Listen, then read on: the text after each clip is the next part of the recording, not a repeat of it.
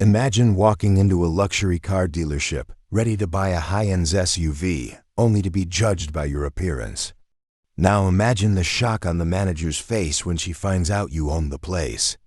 This is the story of how one assumption cost a woman everything. The sun shone brightly over Buckhead, one of the richest neighborhoods in Atlanta, Georgia. The streets were lined with expensive cars, and the glass buildings reflected the afternoon glare. Inside Hamilton Prestige Motors, a luxury car dealership known for catering to elite buyers, Madeline Burke stood behind her polished mahogany desk. At 47, she had spent nearly 2 decades in luxury auto sales.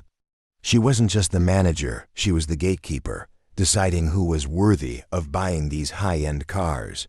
The bell above the glass doors chimed. A man walked in tall, broad-shouldered, in his mid-40s. He wore a simple navy hoodie, dark jeans, and sneakers that had seen better days. His posture was relaxed, his expression unreadable. He scanned the showroom, admiring the lineup of gleaming SUVs and the framed awards on the walls. Madeline took one look at him and made her decision. Not a buyer. She turned to her sales associate, Greg, and whispered, "Don't waste your time. He's just looking." Greg hesitated, but said nothing. He had worked with Madeline long enough to know that when she made a call, no one questioned it. But the man wasn't just looking. He walked straight toward a brand new 2024 Range Rover. Autobiography. He ran his fingers along the sleek black finish before locking eyes with Madeline. Then, without hesitation, he approached her. "Excuse me," he said politely. "I'm interested in that Range Rover. I'd like to know more about it." Madeline barely hid her sigh. She had seen men like this before, people who wanted to impress someone with a test drive, but had no intention of actually buying. She forced a tight-lipped smile. "That's a fully loaded autobiography model," she said in a clipped tone. "It's $165,000. The man nodded. "Sounds like what I'm looking for." Madeline folded her arms. "Are you aware of our financing options? A purchase like that requires either substantial credit or an upfront payment." "I won't need financing," the man said calmly. She chuckled. "I see. Well, if you're serious about purchasing, we'll need to run a soft credit check first. It's company policy." Greg shifted uncomfortably beside her. That wasn't company policy, but the man showed no reaction. Instead, he reached into his pocket and pulled out a sleek black card holder. "I'd like to test drive it," he said. Madeline's expression stiffened. "We don't offer test drives on vehicles at that price point without verified proof of income. You understand?" The man's lips curved slightly, almost as if he expected this. "Oh, I understand." Greg saw it, the tiny shift in the man's expression. Not anger, not frustration. Something colder, sharper, but just as quickly it was gone. "All right," the man said. "No test drive." "Got it." Madeline turned her attention to another customer, a man in a tailored suit browsing a Bentley. But the man in the hoodie wasn't finished. "What about cash buyers?" he asked. Madeline glanced back. "Excuse me. If someone wanted to pay in full, no financing, no credit check, would that change your test drive policy?" She almost laughed. "People like him didn't buy 6-figure cars in cash." She offered a sugary sweet smile. "I'm sure you can understand that we have policies in place for a reason." For the first time, amusement crossed the man's face. "I see," he said, slipping his hands into his pockets. "So, what would it take?" "I just told you," she snapped, her patience fraying. "We require proof of serious intent." "I understand," the man said calmly. "I'm just trying to figure out what a serious customer looks like to you." A silence fell over the showroom. For the first time, Greg saw something flicker in Madeline's expression: hesitation. "I think we're done here," she said, turning away.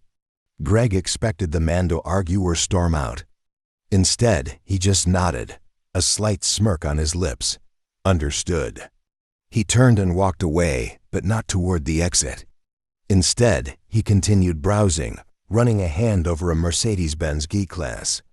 Then the glass doors swung open. Sharply dressed man in his mid-50s stepped inside, exuding authority. Greg's stomach dropped. Elliot Gaines, the regional director. Elliot's eyes landed on the man in the hoodie, and his face lit up.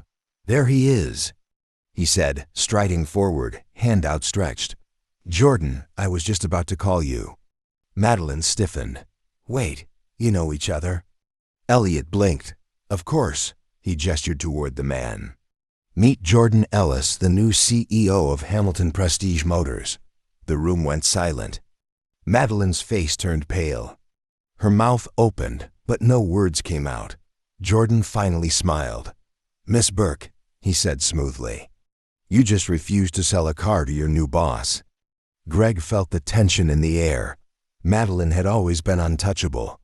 But now she looked genuinely afraid. Jordan let the silence linger. Then he turned to Greg. "Let me ask you something, Greg. If I walked in here wearing a suit and said the exact same words, would I have had to pull out my credit card just to be taken seriously?" Greg hesitated, but he knew the answer. Everyone did. Jordan turned back to Madeline. "You made assumptions. You dismissed me. You lied about company policy. And when I called you on it, you doubled down. Tell me, Madeline, what does a serious customer look like to you?" Madeline stammered, scrambling for an excuse. Jordan looked at Elliot. "Since when do we require a credit check before a customer can even sit inside a car?" "We don't," Elliot said flatly. And just like that, Madeline's last defense crumbled. Jordan sighed. "I came here undercover for a reason, to see if our values were being upheld. I've seen enough." Madeline swallowed hard. "Surely we can talk about this. I've been a valuable part of this company for years." Jordan nodded. "Your track record does speak for itself. That's why you're done here." Silence. No one stepped forward to defend her. The woman who had built her career on judging others had just judged herself out of a job. Jordan turned to Elliot. "We need to talk about how we hire and train our employees. Some things are going to change." As Jordan left the showroom, Greg exchanged glances with the other employees. They all felt that something bigger had just shifted. This story is a powerful reminder. Never judge a book by its cover. How often do we let our assumptions dictate our actions? Madeline thought she knew who belonged and who didn't. In the end, the only thing she controlled was her own downfall.